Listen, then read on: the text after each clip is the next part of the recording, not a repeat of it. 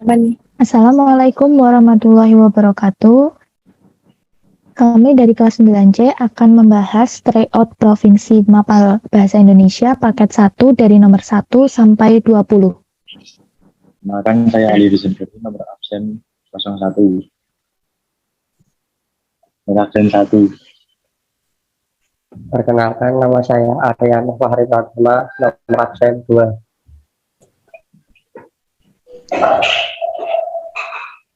Perkenalkan, nama saya Blandi Nanggi Pramudya, nomor absen 4. Perkenalkan, saya Farah Malia, nomor absen 9. Perkenalkan, nama saya Hafid Aziz Faristama, nomor absen 10.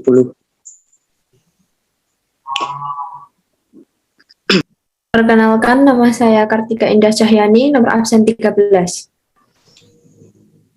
Perkenalkan, nama saya Kansa Nadia Gadisya Putri, nomor absen 14. Perkenalkan, nama saya Muhammad Firdaus Ananta Kurniawan, nomor absen 15. Nomor 1. Makna kata kampanye pada teks tersebut adalah digerakkan secara serentak.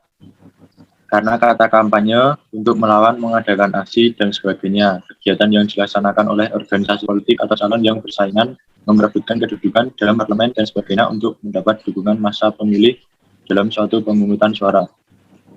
Nomor 2. Tujuan penulisan teks tersebut adalah C. Menginformasikan kelangkaan minyak goreng di pasaran akibat panik buying.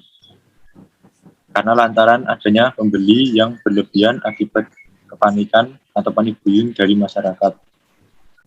Nomor 3. Ide pokok teks tersebut adalah jawabannya yang B. Karena yang A, C, D kurang tepat, ide pokok biasanya terdapat pada kalimat awal paragraf. Jadi jawabannya yang B. Mulai pemberian vaksin COVID-19 bagi anak usia 6-11 tahun.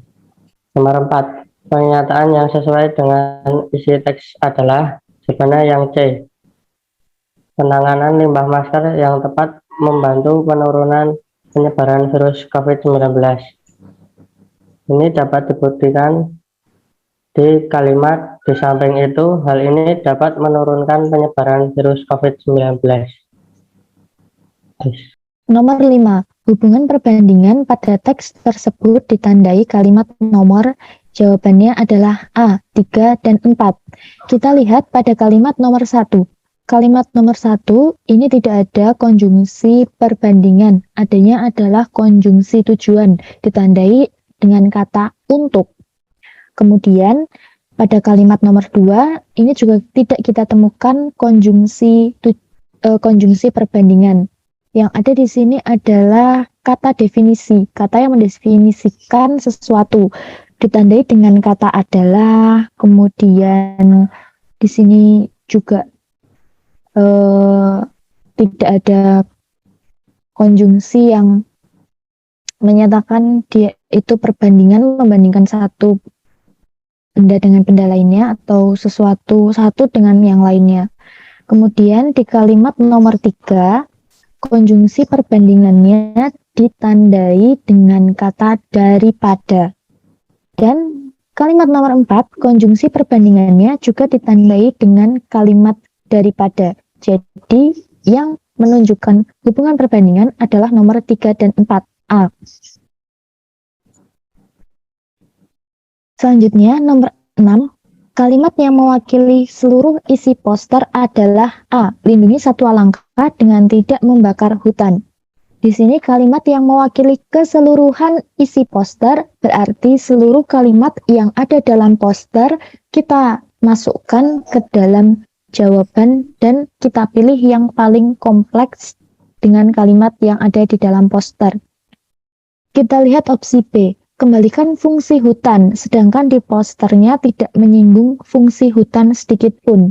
Kemudian kita lihat opsi yang C. Hutan adalah tempat tinggal yang nyaman bagi orang hutan. Itu adalah kalimat informasi, sedangkan di dalam poster tersebut tidak ada kalimat yang memberikan informasi bahwa hutan itu adalah tempat tinggal yang nyaman bagi orang hutan. Kemudian Opsi yang D, kenapa salah? Karena hewan langka kehilangan tempat tinggal. Tidak ada kalimat yang menyatakan bahwa orang utan itu adalah hewan langka, kemudian orang utan kehilangan tempat tinggal. Itu tidak ada jawaban, tidak ada kalimat yang menyatakan untuk jawaban itu. Jadi jawaban yang paling tepat adalah A, lindungi satwa langka dengan tidak membakar hutan.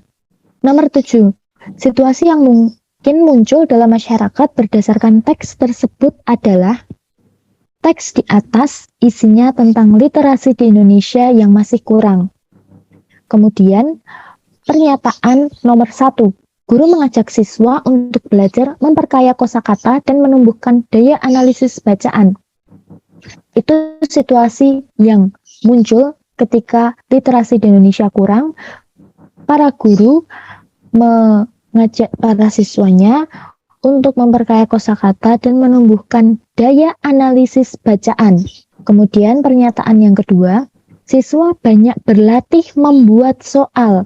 Membuat soal, yang membuat soal adalah siswa dan itu sama sekali tidak nyambung dengan teks, yaitu literasi Indonesia kurang.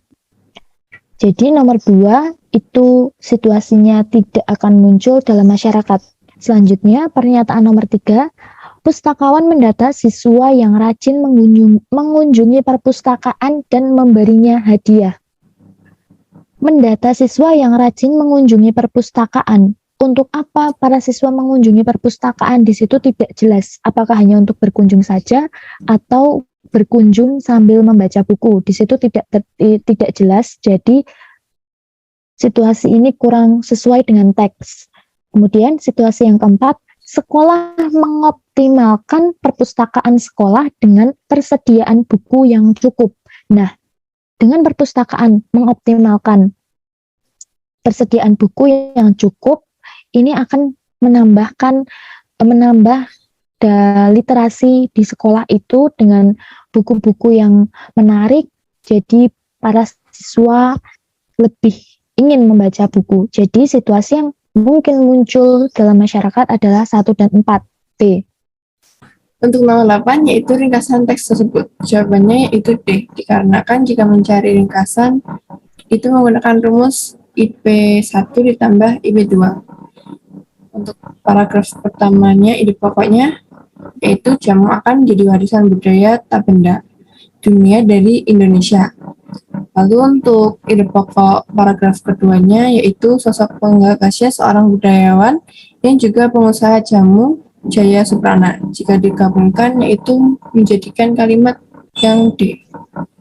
Untuk nomor 9 yaitu simpulan teks tersebut adalah jawabannya yaitu adalah A.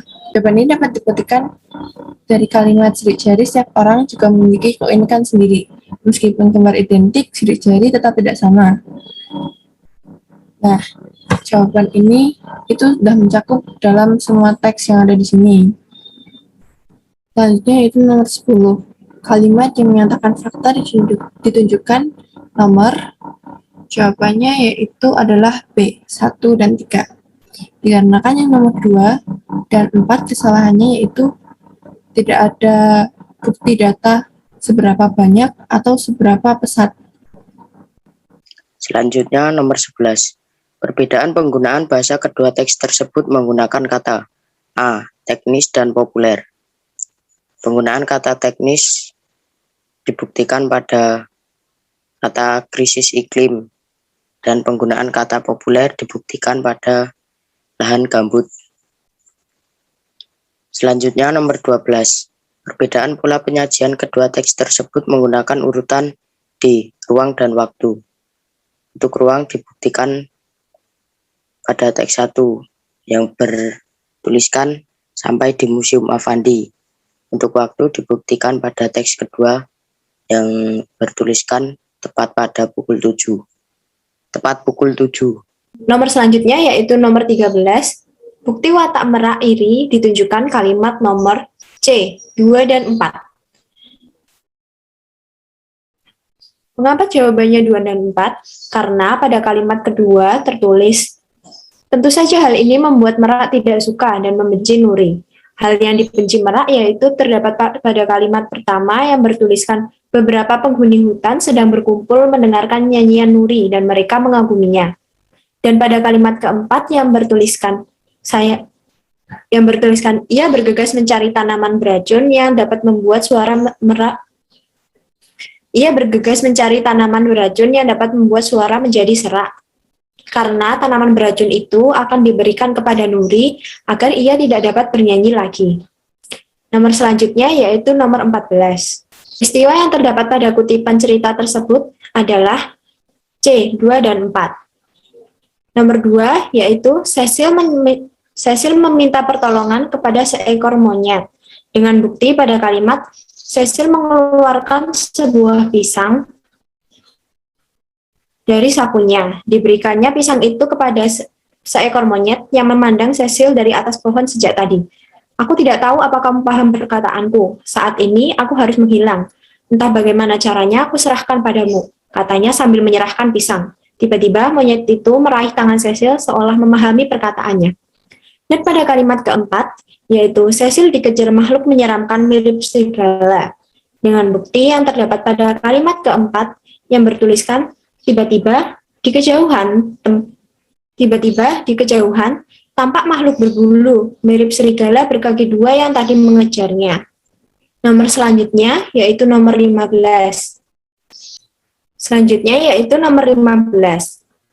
Alasan tokoh Restu bekerja di tempat Pak Mamat adalah A. Ingin membelikan ibu kacamata. Pada paragraf tersebut tertuliskan kacamata ibu patah dan harus segera diganti. Pekerjaan ibu sebagai penjahit membutuhkan benda itu. Ibu sering mengeluh penglihatannya mulai kabur. Maka dari itu, tokoh Restu bekerja di tempat Pak Mamat agar mendapat uang dan dapat membelikan kacamata baru untuk ibunya. Selanjutnya yaitu nomor 16, latar tempat dan suasana dalam kutipan cerita tersebut adalah B. Jalan raya dan menegangkan. Dibuktikan dengan tiba-tiba cahaya putih berkelabat diikuti suara yang merobek gendang pendengaran, gerak sebuah pohon tumbang beberapa meter depannya. Awas, seseorang mengingatkan, refleks Seno menghentikan laju motor hingga mengeluarkan suara jitan. Di situ diceritakan bahwa suasana itu nampak menegangkan dikarenakan sebuah pohon tumbang dan Seno hampir terkena. Lalu nomor selanjutnya yaitu nomor 17, cara pengarang menggambarkan watak tokoh melalui B. Perilaku tokoh. Hal ini dibuktikan dari Rifai yang melihat Bunda terjatuh langsung menolongnya dan membereskan keranjang belanjaan Bunda yang berserakan. Di situ diperlihatkan bahwa dengan perilaku Rifai kita dapat melihat bahwa watak Rifai senang menolong. Lalu nomor 18, kutipan cerita tersebut merupakan tahapan alur bagian A. Pengenalan. Dikarenakan dilihat pada kalimat nomor 1 yaitu seorang anak perempuan kecil menangis di pinggir jalan. Di sini belum terlihat sama sekali bahwa ini merupakan tahap pengenalan di mana dikenalkan bahwa seorang anak menangis di jalanan. Nomor 19. Deskripsi kutipan cerita tersebut menyimpulkan bahwa tokoh Hayu mewakili kehidupan D. Masyarakat menengah atas.